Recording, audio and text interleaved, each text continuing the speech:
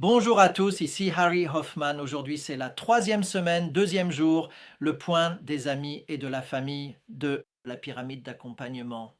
Comme vous le savez, la pyramide comporte 4 points avec un destinataire au centre et Dieu au sommet. Aujourd'hui, nous nous concentrons sur les amis et la famille. J'ai pris une photo. J'éprouve beaucoup de plaisir à produire, réaliser ces séquences vidéo, à prendre des photos et à les monter. Cela peut s'agir d'un couple ou bien cela peut être une famille. Il y a véritablement beaucoup de pouvoir dans ce modèle pour changer le bénéficiaire et, ce faisant, changer radicalement la perspective sur la façon dont vous voyez et comment vous travaillez avec ce permis. Nous pouvons l'examiner de manière tout à fait individuelle. Quels sont les besoins dont j'ai besoin et comment est ma relation? Nous pouvons aussi l'examiner au pluriel, en tant que couple. Ceux d'entre vous qui sont mariés, demandez-vous comment est notre relation de couple avec notre relation à Dieu, nos liens avec nos amis et notre famille.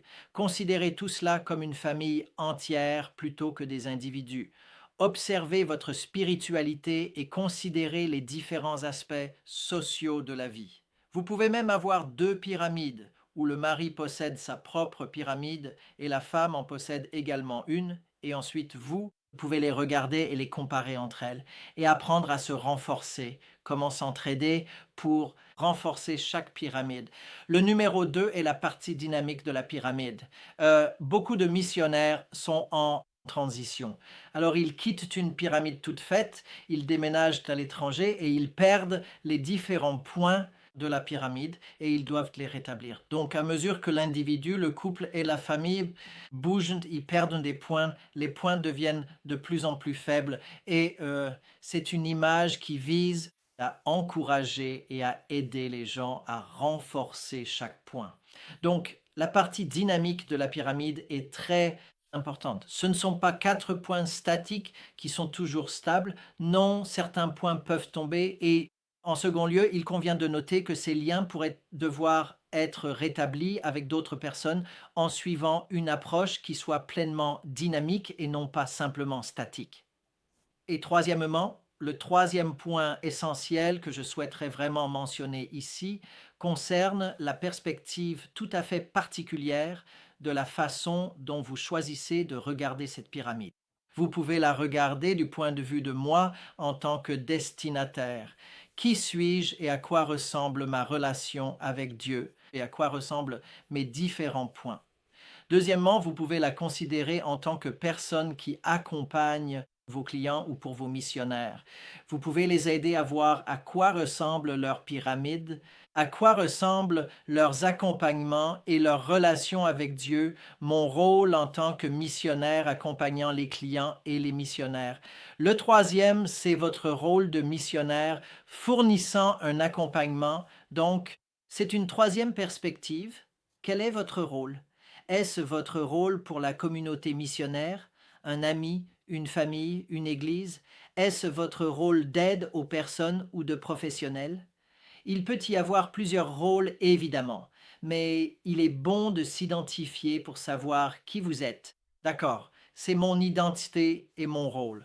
Et quatrièmement, une autre perspective est que si vous formez d'autres accompagnateurs de missionnaires, voulez-vous former des professionnels, des personnes aidantes, l'Église pour qu'elle soit équipée ou vos amis, votre famille? Il y a donc différentes perspectives que vous, en tant que spectateur de la pyramide, pouvez adopter afin de comprendre et de travailler avec la partie dynamique de la pyramide. J'espère que cela a du sens. C'est un peu rapide et compressé, mais je pense qu'il est très important de mentionner ces 3 éléments avant de continuer. Le point amis et famille est, à mon avis, le point le plus sous-utilisé des missionnaires. Je ne connais aucun livre d'accompagnement des missionnaires qui se concentre sur les amis et la famille. Mon année de crise 2018 et je ne l'ai pas fait. Je partage la moitié de ce qui m'est arrivé au cours de cette année-là. Ma mère a 80 ans, j'en ai 50, et elle est venue vers moi pour me dire: je m'inquiète pour toi, puis-je être à nouveau ta mère? Ceux qui me connaissent savent que je n'aime pas être maternée, je suis une adulte indépendante. Mais elle était vraiment inquiète Et pendant que je réfléchissais, je me disais, si je ne le fais pas, j'ai toujours un endroit où aller. J'ai toujours une maison avec mes parents. Mes 2 parents sont toujours en vie et ils ont plus de 80 ans et j'ai toujours une porte ouverte là-bas. Et c'était vraiment touchant.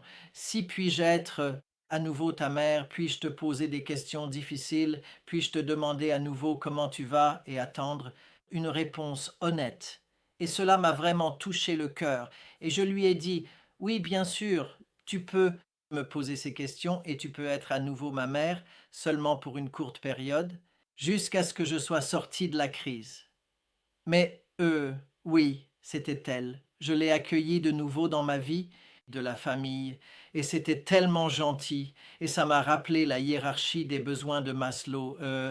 Ça s'appelle, j'ai posté ici la hiérarchie des besoins, et le niveau le plus bas des besoins, la forme la plus basse des besoins, c'est les besoins physiologiques de nourriture et d'abri. Ensuite, nous avons le besoin de sécurité, et puis après, c'est l'amour et un sentiment d'appartenance. Nous avons tous besoin d'être aimés et d'appartenir, et non pas à 1500 personnes dans un groupe Facebook ou à un séminaire sur l'accompagnement des missionnaires. C'est aussi ça, un sentiment d'appartenance. Mais ce que je veux dire, c'est un groupe proche, de très bons amis, intimes, où je me sens aimé et où j'ai le sentiment d'être toujours le bienvenu là-bas. J'appartiens à ce groupe. Il m'aime quoi qu'il arrive. Permettez-moi de vous accompagner brièvement à travers ce site web, à travers cette recherche que j'ai trouvée et que j'aime beaucoup. C'est un peu vieux. Ça date d'environ 16 ans, mais cela met encore en évidence ou souligne mon point de vue aujourd'hui. C'est le site qui s'appelle goodotherapy.org et combien d'amis a la personne moyenne, et ça parle, selon les résultats d'une étude Gallup de 2004, les Américains possèdent en moyenne environ 8 à 9 amis proches. Si l'on regarde plus précisément les chiffres, 14% ont 1 à 2 amis proches, 39% ont 3 à 5 amis proches et 18% ont 6 à 9 amis proches. Selon l'anthropologue Robin Dunbar, le cerveau humain présente une limite biologique sur le nombre de relations significatives qu'il peut suivre. Dunbar dit que la plupart des gens peuvent avoir jusqu'à 5 liens intimes, 15 amis proches, 50 amis et 150 amis occasionnels.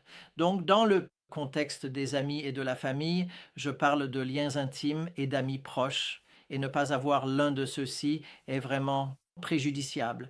Nous n'avons pas de sentiment d'appartenance. Nous avons besoin de ces amis proches dans notre vie. Et à mesure que les missionnaires passent de A à B, les enfants des familles missionnaires passent de A à B, nous perdons les liens, nous perdons des amis proches. Et il est important de reconstruire ce cercle et de le renforcer à nouveau afin d'avoir le point des amis et de la famille comme soutien pour nos vies missionnaires, nos propres vies. Je sais que beaucoup d'entre nous ont des relations familiales et des antécédents familiaux difficiles. Donc, je ne dis pas que vous devez construire ces relations si elles sont difficiles. Alors, choisissez simplement des amis si votre famille est difficile. Choisissez-les et ayez une relation intime, étroite et profonde. Quel est l'avantage de cela?